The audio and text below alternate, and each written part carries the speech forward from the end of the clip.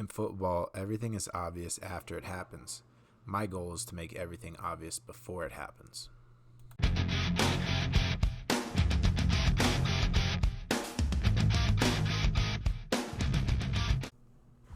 Hello and welcome to another episode of Seeing Red. This is Week 8 look back.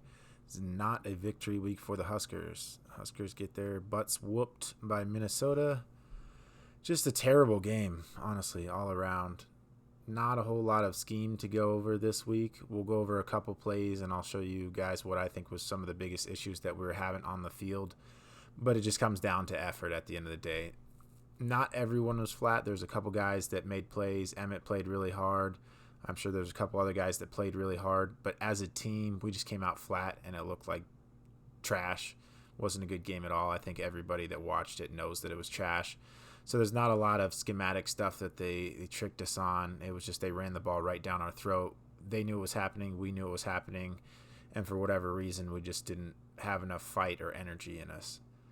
My biggest concern was that we had Matt Rule giving all these press conferences about Penn State all week. And anybody wanted to talk about was Penn State, Penn State, Penn State versus I want to show a clip real quick of Nick Saban talking about Charleston Southern. All right, and you all may be taking the week off, all right, this week, but I'm not. And a lot of people take a lot of things for granted, and I get asked questions like, well, how important is it for the young guys to get to play this week? Well, how in the hell you know they're going to get to play? I mean, what makes you think that you can just assume that they're going to get to play? Because you're assuming that the other team is not very good? They do have a Division I quarterback. He plays like a Division I quarterback, and they're very, very productive on offense, and they do a great job of executing what they do. And if we don't play good against them,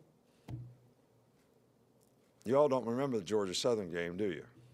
I don't think we had a guy on that field that didn't play in the NFL, and about 4 or 5 of them were first-round draft picks. And I think that team won a national championship, but I'm not sure. And they run through our like through a tin horn, man, and we could not stop them. Could not stop them. Could not stop them. Because we couldn't get a look in practice. We didn't practice it right. All right, and everybody said the same thing in that game. Y'all took a week off. All right, this wasn't important. All right, so it's not important to anybody else. It's got to be important to the players, and it's got to be important to us. You know, everybody gets all excited about the beginning of the season. You know, you get excited about getting married. All right, but after you're married for a while, you know, you got to have a process to make it work. All right, and no matter what happens, we need to have a process to make it work. And every game that we play, can't assume anything. So that's Nick Saban getting ready for Charleston Southern.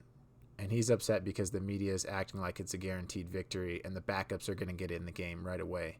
And he doesn't want his players to fall short and have a flat game. And so he was very, very aware that one of his biggest challenges as a coach was making sure your players were ready to play every week and weren't distracted. And as the head coach, if you're off giving interviews and somebody asks you about Penn State, who you're not playing this week, the answer shouldn't be, oh, I love Penn State. Penn State's awesome. I met my wife there, and back in college I did this. The answer should be the old Bill Belichick. We play Minnesota this week. Do you want to talk about Minnesota? I'm here to talk about Minnesota. Let's talk about Minnesota. Well, it's a great job, and Penn State's so awesome, and I know Pat Kraft, and Matt was gushing at that press conference. And then he did such a bad job shutting down the rumors that he decided I should go give another interview. You know, I'm doing all these podcasts and, I should go on Pat McAfee again and give another interview and talk about how much I love Nebraska and how I'm building something really dominant, and then have a total letdown performance a couple days later. So I'm really not happy with Rule right now. I think he's been very inconsistent. I think he's saying what he needs to say to convince the fans that he's going to get this righted. And I hope we win. I don't want to lose to Northwestern. But, after being trapped in seems like the same season for the last 15 years, you see a lot of similar things coming up. And just the only thing you can think of is, oh, no, is this going to happen again? And I think this this Northwestern game that's coming up next week is going to be huge to determine what type of team we are moving forward. Are we the same old team? Because if we lose to Northwestern, it's going to be hard to come back from that. We might lose the rest of the games this season.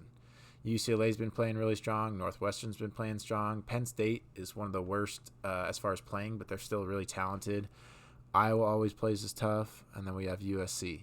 So it's not looking good if we lose to Northwestern.